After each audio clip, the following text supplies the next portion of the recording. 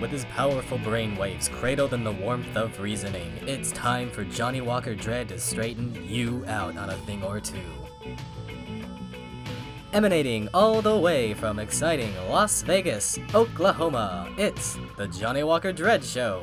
The Kenosha shootings were all instigated by an event that took place the day before, the shooting of Jacob Blake.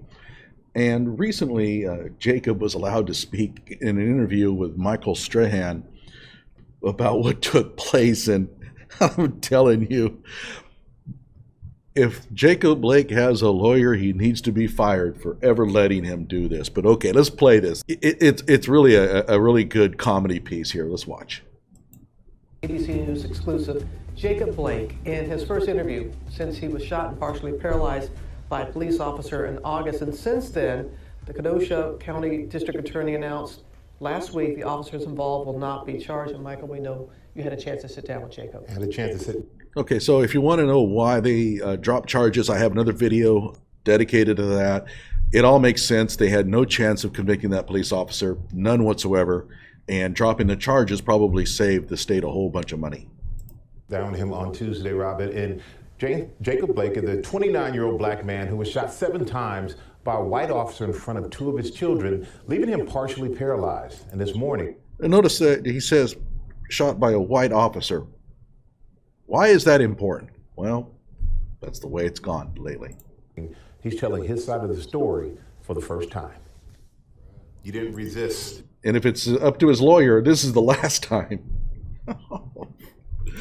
I resisted to getting beat on. And what I mean by that is not falling, not letting them put their head on my neck.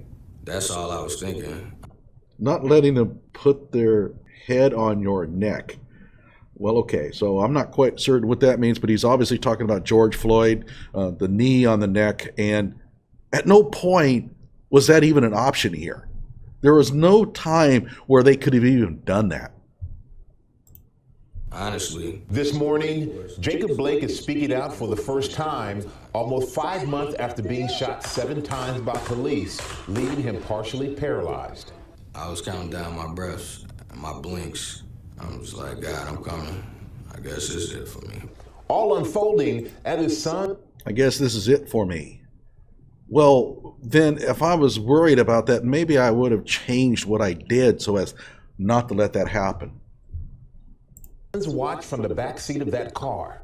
I was like, he's shooting me. I couldn't believe it, so I kind of sat down in the car trying to do this.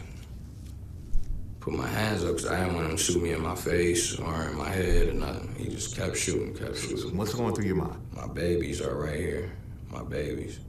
So yeah, that didn't concern you so much when you were getting into the car. You have police trying to stop you, you have a knife, and you weren't terribly concerned about their welfare by getting into the car. The only reason why the babies were ever involved in this was because you tried to get in the car with them. After he stopped shooting me, I said, Daddy, love you, no matter what. I thought it was going to be the last. I thought it was going to be the last thing I say to them. Thank God it wasn't. The next George Floyd, I didn't want to die. It was August. Well, then do what the officers tell you. You didn't want to die. The officers pull up. The best way to die, the fastest way to die, is to get into a confrontation with them. That's exactly what you did. I'm sorry, but white and black and Asian people get pulled over by the police. They can counter the police 1,000,000 times a year. And 99.99999% of the time, nothing happens. And if you look at the times when something does happen, I would bet that about a majority of them, the person did something like you did, Jacob Blake, to instigate it. 23rd, and Blake was at the house of LaQuisha Booker, the mother of 3 of his children. They were celebrating their son Israel's 8th birthday when an argument broke out between Booker and a neighbor. So I just wanted to get them, I wanted to leave. My son is inside. Tears was coming out his eyes. And he said, "Daddy." Okay. Did you have the legal right to do that?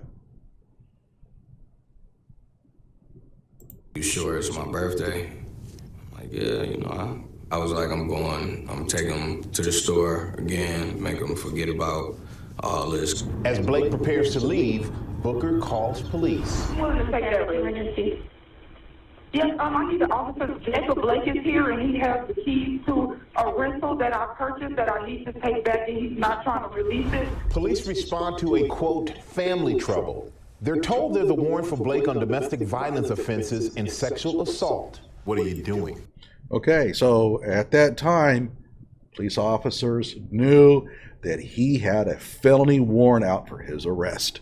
Really important, because one of the conditions for shooting a fleeing suspect is that they have committed a felony. When they show up. At that time, I'm walking out. I hadn't done anything, so I didn't feel like they were there for me. Blake proceeds to put one of his sons in the car, and that's when he says he felt someone grab his arm. I took my arm away in a human reaction. After I did that, I realized that it was the police, and it was the police, and maybe I'd better just cooperate. Maybe I'd better not start up a whole lot of shit, because it's the police, and you know what? And they like to shoot people like me because when we're acting up, and therefore maybe if I don't want to get shot, maybe I would act like a normal human being instead of being a jerk. No, that didn't enter his head at all. Because when I did that, you slammed me up against the truck. Before the cop grabbed you, did they say anything to you? No, not at all. According to the Wisconsin Criminal Investigation Report, Officer Shesky recalled saying, quote, "Let's talk about this." He said Blake put his child in the car and turned to face him. Shesky said he then grabbed Blake's arm to put him under arrest and told Blake that he had a warrant. They didn't say why they were there? Mm-mm. They didn't say anything to me. Did they tell you that they had a warrant for your arrest? No. Some sort of struggle. You know, a little clue here. If you have a felony warrant out for your arrest, you probably know about it. Follows. Police believe Blake is reaching for a weapon more than once. Blake denies this. Police deploy a taser multiple times. Blake... It's on video, guys. The idea somehow that no taser was ever deployed is BS. Definitely happened twice. Pulls the taser prongs out of his skin. Officer Shesky and Blake end up in a physical altercation on the ground. We see you walk away from the officers. Oh, by the way, there's another clue here. If the officers were really going out there to kill you, like you claimed earlier on, like you felt that arm on you, that hand on your arm, and you felt that, and at that moment you thought, oh my God, I'm going to get shot. Why would they tase you? The reason why you tase somebody is so that you're not going to shoot them. When they tased you, that should have been a clue that they had no intention of shooting you. They wanted to control you. After they try to grab you. I'm rattled. You know, I realized I had dropped my knife. I had a little pocket knife. So Okay, so all the Jacob Blake defenders out there, he was unarmed. No, he was armed. He even admits it. And he drops the knife. Guess what he's going to do? Picked it up after I got off of him because they tased me and I fell on top of him. Okay, so you're carrying a dangerous weapon, a knife. It falls onto the ground. Gee, if I was thinking I didn't want to get hurt, I would probably leave it there. Like, okay, I don't need that thing on me right now. He picks it up. Open knife in hand that Blake says fell out of his pocket. He walks around the front of the vehicle towards the driver's side door. What are you thinking at that point? I'm not really worried. I'm walking away from them, so it's not like they're gonna shoot me. I shouldn't have picked it up, only considering what was going on. At that time, I wasn't thinking clearly. You were thinking once you get... I wasn't thinking clearly. Boy, you don't. If as an attorney, you never want your client to say that. The knife into the car, you were going to just say... Throw myself to the ground and, put my arms behind my back. Because if they did it there and they killed me there, everybody would see it. According to the Wisconsin... Okay, so let's see if I have this right. He's worried about getting killed by the police. So what does he do? He fights them. And then they tase him, which should have been a clue that you're probably not going to get killed by the police if you would just start to comply. He pulls the prongs out, and then his knife falls on the ground. Rather than leaving it there, he picks it up. He walks away from them, even though they're commanding him to stop. These are not the actions of somebody who's worried about getting shot by the police. This is what you do to get shot by the police. Then he tries to get in a car with kids. And now he's claiming, well, after doing all that, I was going to get on the ground and comply. Really? Of course, he's doing all this because, well, he wanted to get shot where there are cameras so that people would see it. Okay, guys, hey, cops, hey, can we kind of walk over to the other side of the car? Because there's a lot better view of you shooting me there than over here. And maybe if we could do it where it's on my left side, because that looks better. My left side profile looks better on video than my right. That was his scheme.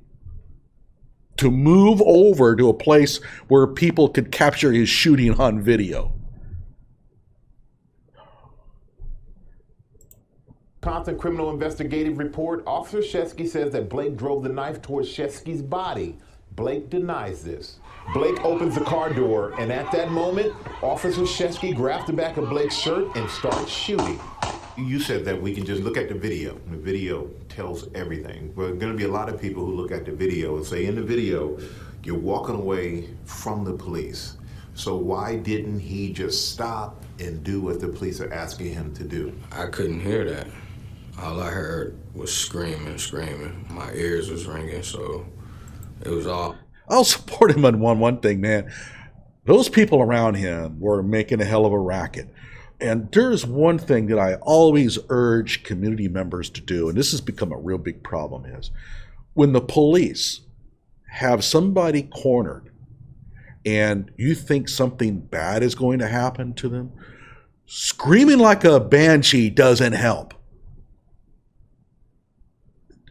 Part of the problem is if you're screaming at a police officer to do something, they're probably less likely to do it. Nobody likes being ordered around. Maybe a good time then to say, hey, officer, hey, man, you really got to think about what you're doing here. This is not looking good. It's on video. You need to put a stop to this. Instead of yelling, hey, get off him, get off him, get off him. Screaming like a mob is not helping matters any. It's not going to get the police to stop what they're doing. And it's not going to help the person who is in trouble do the right thing.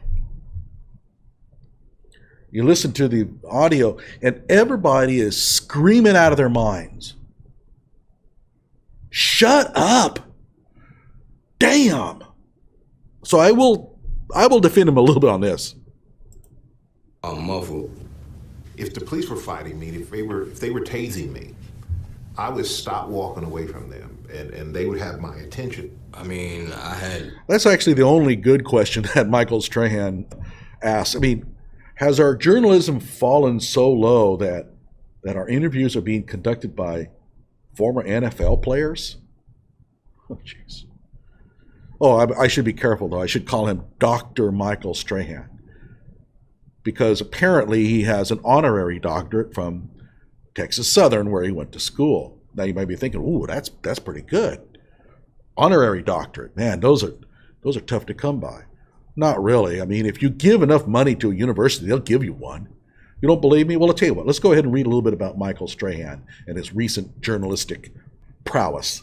Here we have an article in the Houston Chronicle. Michael Strahan's done well by his improvisational skills. Okay, so this is a feel-good article. I don't fault the Houston Chronicle for publishing this drivel because it's not designed to be a real expose. It's just designed to entertain readers. Okay, I get it. Down here it says here, Michael Strahan is winging it, baby. it seems to be working out for him. Strahan's ability to improvise has taken him in 25 years from essentially a stranger status in his hometown as a high school senior to pop culture ubiquity as a former NFL star and co-host of the syndicated Live with Kelly and Michael morning talk show. Wow. Oh man, come on, writers, cut that down a little. I have no real beef with Michael Strahan. Actually, it looks like has done pretty well. He went from an NFL star, now he's got a part of a TV show. Not bad. But when it comes to journalism, let's read on. And as of last weekend, he's also Dr. Michael Strahan, holder of an honorary doctorate of humane letters from Texas Southern University for his real-time, real-world mastery of the fine art of figuring things out as he goes along. That's a hell of a degree program. Now let's read on. I never took a speech class or communication class in college. I can believe that. He told TSU graduates, "You kidding me? I'm up there winging it, baby." That's what I do. There's no way this is supposed to have happened. So there it is. That's Michael Strahan's academic credentials. And if you may be wondering, well, an honorary doctorate, still, I mean, it's worth something, isn't it? Well, let's take a look. Here is an honorary doctorate winner from Virginia Tech University. I'm not talking about the dude on the left. I'm talking about the one on the right. That's right. Virginia Tech gave an honorary doctorate to a dog. Now, I have no problem with the dog. That looks like a really nice dog, by the way. It's a therapy dog, and it's as gentle as you can possibly get. Looks like a Labrador, which are like love rockets. You can't keep them off of you because they just love you to death. But at any rate, nice dog. I really think it's great that Virginia Tech has such a dog for helping people. But that's your honorary doctorate winner from Virginia Tech. And by the way, he spent 8 years at the university, which makes him probably more deserving of an honorary doctorate than a lot of people who get the honorary doctorates. Honorary doctorates are given out to people just because they're nameworthy. I mean, if you take pig's blood and you throw it on a bank, you'll probably get an honorary doctorate for that from some of these universities. Usually, the honorary doctorates are given out because somebody donates a large amount of money to the university. They mean nothing.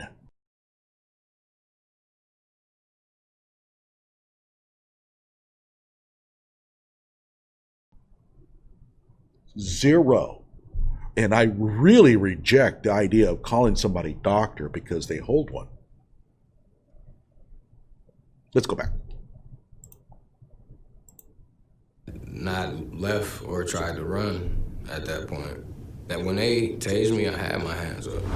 Officer Shesky's attorney says Blake was given every opportunity to comply, but he chose not to, and insists that, quote, the officers acted according to their training. According to records released in the Wisconsin Criminal Investigation Report, in the past, Blake has been arrested for attempting to flee police and for resisting arrest. These charges were dropped. There are critics who are going to say, well, he's had run-in with the law in the past.